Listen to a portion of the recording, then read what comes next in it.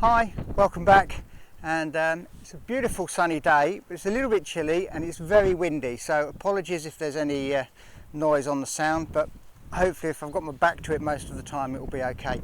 So as promised, let's have a look at the DFSK EC35, why I chose it, and what exactly £7,500 gets you. So we'll start at the front and we'll go for simplicity is the key with this. Headlights, standard headlights, standard halogen bulbs, about £5, maybe 12 if you buy a posh one.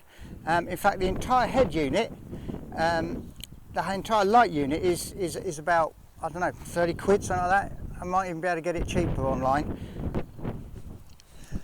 Another reason I bought it, 14-inch wheels. They don't get much smaller than that, and the tyres don't get much cheaper. And look at the profiles. These are really old-fashioned moon boots. They are 185 1480s. Now what that means is the profile is 80% of the width.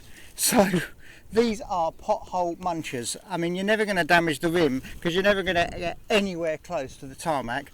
Tyres are about 35 40 quid a corner. So again, cheap and simple.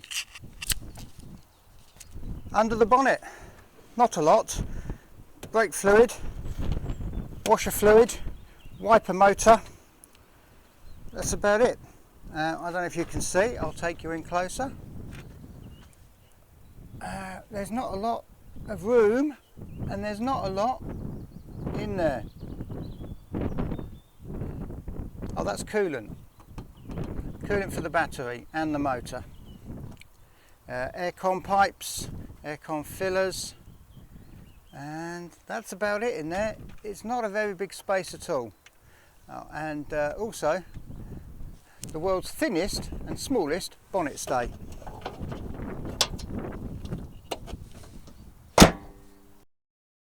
Okay, let's go with fit and finish. Now, this is not a Mercedes-Benz, but I've had this door card off about twice because I've changed the speakers, because thankfully the speakers that come with it are absolutely pants, at least mine were. Some of the guys on the owners forums and that, they say they're happy with theirs. Mine, I don't know, there might have been something wrong with them, they're absolutely pants, so I've changed them for some JVC ones. So this has been off a couple of times, and again, it's plastic, it's cheap, it's washable, you can wipe it down, but at least the screws aren't exposed. There's about 5, 1, 2, 3, 4, 5, 6. So it's just a Phillips screwdriver, it just pops off, but at least, you know, they're not completely exposed, they're behind these panels, so it's perfectly fine. It's a van, it's a work tool. Simple, love it.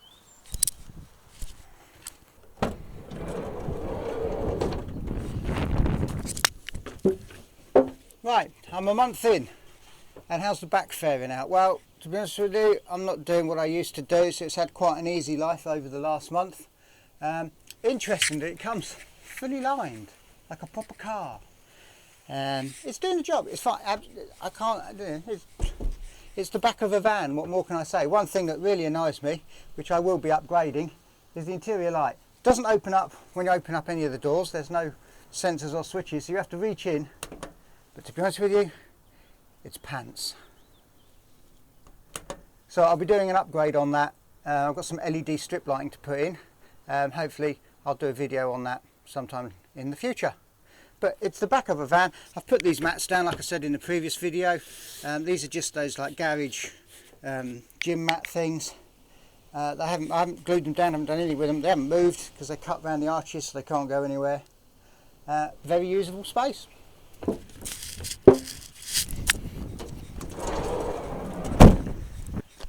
Showing true commitment to the cause. I know you will want to have a look underneath, look at the build quality and see what's going on under there. So, cardboard, overalls, let's go. Right, here we are. I've got no idea what the audio or the picture quality is going to be like, but I'm squeezing in underneath here, and as you can see, it is just as simple as rear wheel drive. So up the front here, all you've got is suspension and steering. I mean, let me get over it. Let me see if I can get my hand in. See what I'm looking at. Here we go, look. Drop link. That's your look, that's a finger. That's probably, honestly, that is like a Bic pen, and these are £7 each. If you need to replace them, if you live in a particularly nasty area, they're £7 a piece. So this is the sort of money we're looking at. This is the electric power steering rod thing, and I think that's about £70 or something like that. I'll see if I can find some links on the internet and put them up over the top of this to show you some of the ridiculously cheap prices compared to other modern cars. Radiator up there with the fan. There's a condenser somewhere for the aircon. Aircon pump is just here, I think. That's where the steering column comes through. Comes down to here. Absolutely bonkers. Little drain for your little drain there for your washers, window screen, you know, and that. And there's your aircon up there. There's a radiator hose that comes out, and that goes back to the battery and all your cooling. And there's some more gubbins. There's all your connectors at the front of the battery. You disconnect, and don't touch or you'll die. Nice bright coloured things, and then that obviously is your battery pack. And there's the business end right down there. That's the business end of the motor and the rear axle. We'll go and have a look at that now. Okay, here we are at the other end. And again, I've got no idea what the audio or pictures are going to look like crawling around there. Well, one thing to note, oh yes, full-sized spare wheel. That's something you don't see very often on modern vehicles, be them vans, cars or likewise. We have got rear axle, centre diff, meaty 1, 2, 3, 4, 5 leaf springs, which is bonkers. I've only got 2 leaves on my motorhome, and I've only got, I think there was only 2 on the ED3. So just why they're so beefy, well, I'm supposed to take the weight, I'm not too sure. And then I think I'll have to come through from the other side, but here's the motor just tucked up there. Shocks, as you can see, this particular one, another reason why I chose this is, apart from where it's flaked off there, that was me, don't worry, doing the anchor points in the van. I caught that with a spanner. Yeah, as you can see, it's all black and undersealed, and I looked at a few that weren't. This was all white for some reason, but this one completely black and undersealed. There's the back end of the battery, but I'll take you the other side of the axle and we'll have a look. As you can see, standard ladder frame chassis. You can fit a tow bar in some countries, not too sure about the UK, but all the holes in that, and I don't know where the electrics are. There might be a plug, probably not, on something as cheap and simple as this. Brake pipes coming down, discs on the front, yeah, discs on the front, and drums on the rear. Well, I'll take you the other side of the axle and then we might be able to get a better view of that there motor. Here we are, the other side of the rear axle, and this is the motor. These are the cooling pipes in and out. These are the touch and you'll die touch and you'll die wires coming in.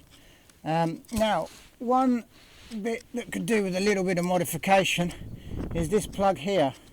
You see how tight it comes around and goes up through this. Well, that's factory, but it's not good. And a couple of owners have had this snap off, because as you can see, apart from the bottom of the suspension strut, that's the lowest, pretty much the lowest point, and this is the communication to the brains of the car, van, that tells the motor what to do. So if that snaps, breaks or comes off, you're dead in the water.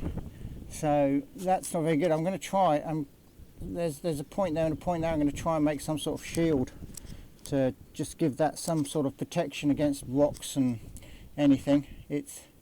Yeah, it's not clever. They should have put it around the other way, pointing backwards, or put a right angle. I don't know if you can get a right angle adapter. It's a standard, again, you can buy these and that, and you'd have to rewire it all yourself. I don't know how the guys on the owners group got on, but it's all fixable. So yeah, and then we've got another brain up there, probably the motor control or something. I'm not that adverse with the ins and outs of the electronics, but again, you can see it's all been undersealed, blacked up and protected. I will be putting my own on as well, because obviously I want this to last, because it was a bit of a bargain and I don't intend on getting rid of it anytime soon. Right, let's try and get out of this crawl space. Wing mirrors.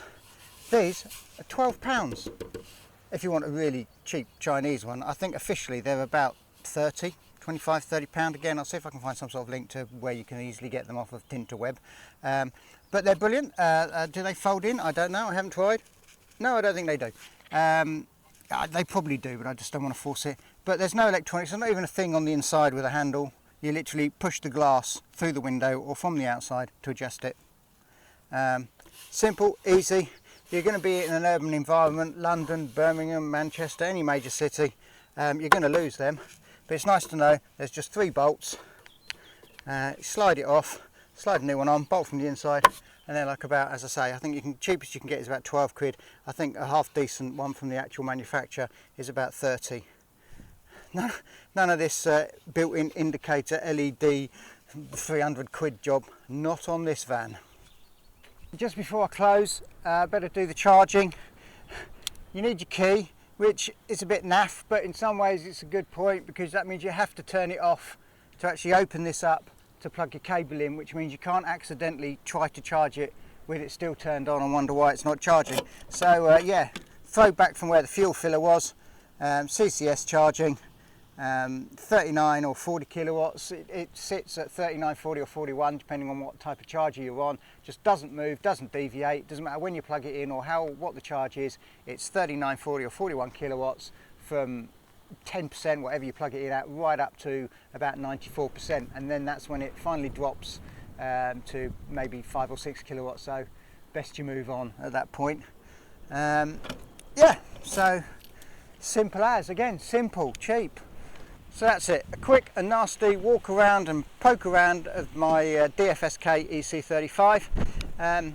I hate to say it, but I didn't say it on any of the other videos. Do like, subscribe, not because I'm some egotistical sociopath that needs the love and affection of millions of strangers. I don't, I just want this to be seen by as many people as possible, because these vans are out there. As I say, they were about £7,500 plus VAT. They seem to have crept up over the past few weeks because of the diesel costs and what's going on in parts of the world, but it's still an absolute bargain of a van if you don't mind things being simple and basic, or if you actually want something that's simple and basic. And as somebody commented on one of my other videos, it's got no snowflake systems, which I think is brilliant. So if you want something old school, cheap to repair and simple to run and own, then this has got to be on your list for the money. I mean, it's just a few £1,000s more than the deposit on a PCP of something a lot nicer and flashier. So for me, I think it's brilliant. You might disagree. If so, tell me in the comments. I don't mind. Everybody's got a right to their own opinion. And also, if there's anything else you want to know about it, let me know in the comments. If you'd like to see more videos, then I've got one to do with the LED lights that I'm going to be putting in the back. I might take you on a couple more road trips if I get to do any more long distance stuff in this, but I don't seem to be doing, I don't tend to do that sort of thing much anymore, but I'm still got my finger in the pie, as they say. So yeah, that's about it for today, and I'll catch you on the next one.